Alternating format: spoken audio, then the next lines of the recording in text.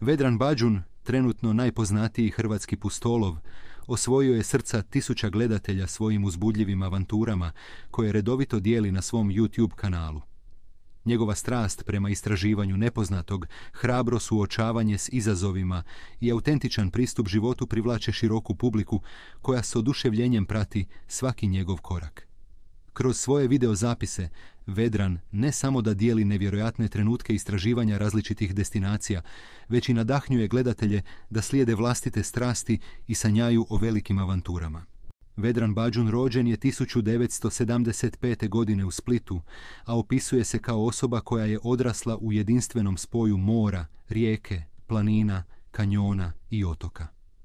Osim što putuje, piše i fotografira, Vedran je u svojoj bogatoj karijeri ostvario mnogo više. Sportom se bavi od najranije dobi, s početkom koji seže otkad zna za sebe. Njegova prva ljubav bila je Muay Thai, disciplina kojoj se posvetio dugi niz godina. Nakon toga privukla ga je druga borilačka disciplina obogaćena elementima plesa, Capoeira Angola.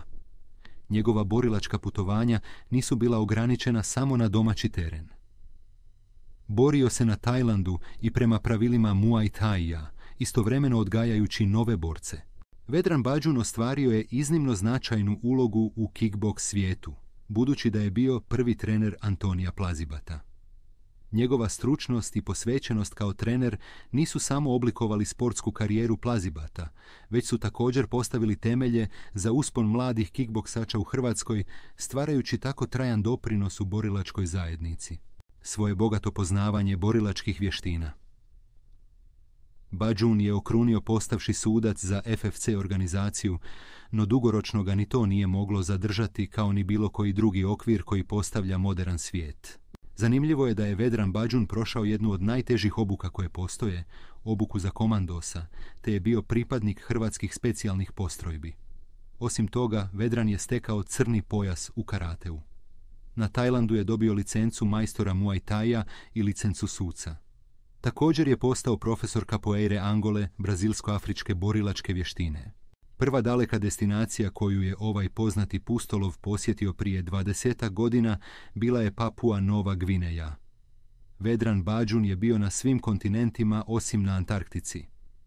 Preživio je napad slona u Africi i morskih pasa u Indijskom oceanu, susreo se s lavom u afričkoj savani, prebolio malariju, plivao s krokodilom, večerao s kriminalcima u Meksiku, prošao kroz izazovne situacije po brazilskim favelama, te doživio avanture po Amazoniji.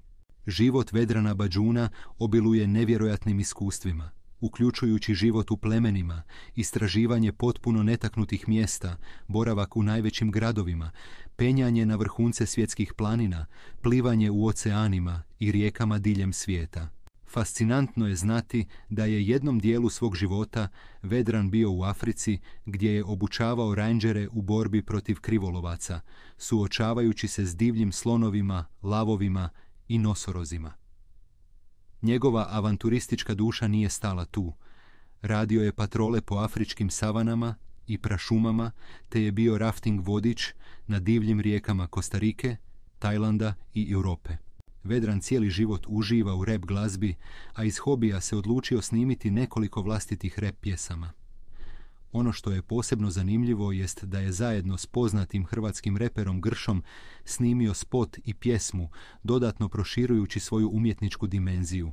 Vedran Bađun, neustrašivi istraživač života, trenutno stvara svojevrsnu bajku na hacijendi Los Leones u Kolumbiji, gdje zajedno sa svojom suprugom piše poglavlja ispunjena avanturom i strašću. Njihov dom na hacijendi nije samo kuća. To je epicentar gdje se susreću ljubav prema putovanjima, poslovnim pothvatima i životu ispunjenom nevjerojatnim pričama. Dok Vedran dijeli svoje putničke peripetije s publikom putem svojih snimki, hacijenda postaje virtualna vrata kroz koja obožavatelji ulaze u svijet uzbudljivih događanja. Svaki video predstavlja ne samo putovanje, već i intiman uvid u Vedranov privatni i poslovni život. Hacienda Los Leones postala je poprište gdje se stvaraju uspomene, a svaki trenutak donosi novo očekivanje onima koji prate Vedrana na njegovom nevjerojatnom životnom putovanju.